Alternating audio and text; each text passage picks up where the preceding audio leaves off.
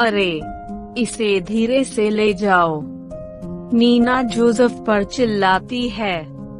Joseph पेड़ की सबसे ऊंची शाखा पर अड़ गया है और डाल में सजावटी कागजों को लपेटने की कोशिश कर रहा है। रॉनी पेड़ के तने के चारों ओर सजावटी रोशनी को लपेट रहा है। रॉनी तने में तार को फंसाने की कोशिश करता है। कुछ लोहे की कीलें लाकर हथौड़े की मदद से उसे ठीक करने लगता है। जूम रॉनी और दूसरों को दिलचस्पी से देखता रहता है। जैसे ही कील अंदर जाती है, तने में से एक तरल पदार्थ रसता है। रॉनी अपनी उंगलियों से उसे छूता है और उसके बारे में पूछता है। जूम, पेड़ के अंदर ये कैसा तरल पदार्थ है? यह ऐसा पानी है जो बाकी खनिजों और पोषक तत्वों के साथ पेड़ के विकास के लिए जरूरी होता है। जूम जवाब देता है।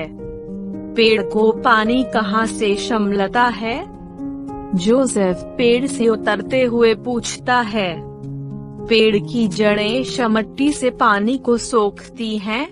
मिट्टी भी महत्वपूर्ण पोषक तत्व और खनिज प्रदान करती है जो पौधों और पेड़ों के सबसे ऊंचे हिस्से तक जाते हैं। जूम मुस्कुराता है। मिट्टी कौन सा पोषक तत्व पौधों को प्रदान करती है?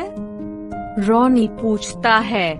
मिट्टी में पेड़ों की जरूरत के 3 खास पोषक तत्व नाइट्रोजन, फास्फोरस और पोटेशियम पाए जाते हैं। ये एक साथ मिलकर एनपीके नामक नटकड़ी बनाते हैं। जूम जवाब देता है। एनपीके नीना औरी आँखों से कहती है। नाइट्रोजन, फास्फोरस और पोटेशियम। जोसेफ संक्षिप्त करता है। इन पोषक तत्वों की जरूरत प्रकाश संश्लेषण की प्रक्रिया के दौरान होती है। जूम कहता है। ओह, प्रकाश संश्लेषण प्रक्रिया जिसमें पौधे पवियों में अपना खाना बनाते हैं। नीना रोमांचित होकर जवाब देती है। बहुत अच्छे। इस शलय आप देख सकते हैं मिट्टी हमारे शलय कितनी जरूरी और कीमती है। जूम कहता है और आगे समझाता है। मिट्टी पौधों को पोषण देती है। जब हम मिट्टी में बीज बोते हैं तो यह पौधों को गमी, पानी और पोषक तत्व जैसी बढ़ने की जरूरतें मुहैया कराती है। लेकिन जूम, मिट्टी कैसे बनती है? रॉनी पूछता है। जूम कुछ समय के लिए सोचता है और क्रफर कहता है।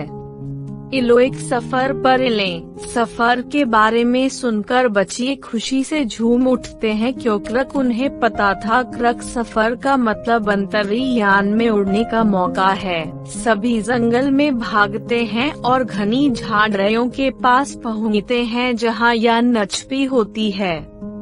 लेकिन हर कोई हताश हो जाता है क्योंकि वे अंतरियान को ढूंढ नहीं पाते हैं। उन्हें शस्त्र हथियारों और घनी झाड़ियां दिखती हैं लेकिन कोई अंतरियान नहीं। उनके उत्सुक चेहरे देखकर जूम मुंह दबाकर हंसता है। अंतरियान जो झाड़ियों के रूप में नछपा हुआ था दिखाई देता है। यान को देखकर बच्चियों की उदास चेहरे खखल उठते हैं। सब यान के अंदर जाते हैं और जूम यान को पहाड़ों के पास उड़ा ले जाता है। क्या आप सभी पहाड़ों की तलहटी में चट्टानों को देख सकते हैं? जूम पूछता है। हाँ, सभी बच्चे चिल्लाते हैं। ठीक है, तो मिट्टी चट्टानों की कॉटन से बनती है। जूम मुस्कुराता है। कॉटन? नीना एक शक्ति एहरा बनाती है। वायु, धरती और गमी की क्रिया से चट्टानें मिट्टी के टुकड़ों में बखर जाती हैं। यह एक धीमी प्रक्रिया है और इसमें बहुत लंबा समय लगता है। इस पूरी प्रक्रिया को चट्टानों की कॉटन कहते हैं और इससे ही शुमट्टी बनती है। जूम बताता है, वह यान को पहाड़ की तलहटी पे उतारता है। पहाड़ के नीचे पानी की धारा में कई चट्टानें यहाँ वहाँ बखरी पड़ी हुई होती हैं। जूम उन्हें पानी में एक आधी डूबी हुई चट्टान तक ले जाता है। चट्टान पर पड़ी हुई दरारों को ध्यान से देखो। जूम कहता है, ये दरारें धीरे धीरे पानी बहने, हवा बहने और तापमान में बदलाव होने के कारण यौड़ी हो जाएंगी और कुछ समय बाद यह चट्टान पूरी तरह से बहुत छोटे टुकड़ों में बदल जाएगी, जिसे हम शुमट्टी कहते हैं।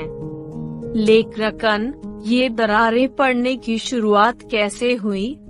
जोसेफ दरारों को ध्यान से देखते हुए पूछता है। चट्टानों को फैलाव और संकुचन की एक प्रक्रिया से गुजरना होता है, जिस समय वे लगातार तापमान के उतार चढ़ाव की वजह से दिन के वक्त फैलती हैं और रात में सिकुड़ती हैं। यह फैलाव और संकुचन ही इन शुरुआती दरारों की वजह है, जो धीरे धीरे बढ़ती जाती है। वाह, यह सीमें आश्चर्यजनक है। हमारी पृथ्वी रहस्यों और आशियों से भरी हुई है। जोसेफ कहता है, ठीक है, ये लोग घर वापस चलते हैं, हमें सजावट का काम खत्म करना होगा। रॉनी कहता है, रास्ते में यान एक जंगल के ऊपर से उड़ता है। वे कई पुरुषों को भारी मशीनों से पेड़ों को काटते हुए देखते हैं।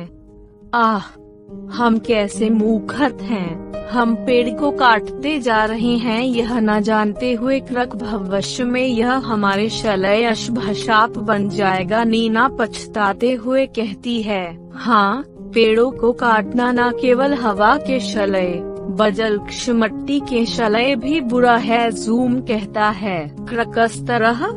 जोसेफ पूछता है, पेड़ और पौधों की जड़ें शुमट्टी को पकड़ती हैं और शुमट्टी के कटाव को रोकती हैं। जूम जवाब देता है, शुमट्टी का कटाव क्या है?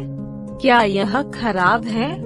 रॉनी पूछता है, शुमट्टी की ऊपरी परत न घस के अपनी जगह से हट जाने को शुमट्टी का कटाव कहा जाता है। शुमट्टी की ऊपरी परत में सभी पोषक तत्व और खनिज होते हैं। अगर ऊपरी परत को हटा दिया जाए या शुमट्टी को धो दिया जाए तो शुमट्टी उपजाऊ नहीं रह जाएगी और पौधे उस शुमट्टी में नहीं उगेंगे। जूम समझाता है, शुमट्टी का कटाव हवा या बहते पानी की वजह से हो सकता है, लेकिन जब शुमट्टी को पौधों की जड़ें पकड़ लेती हैं तो उन्हें आसानी से धोया या उड़ाया नहीं जा सकता।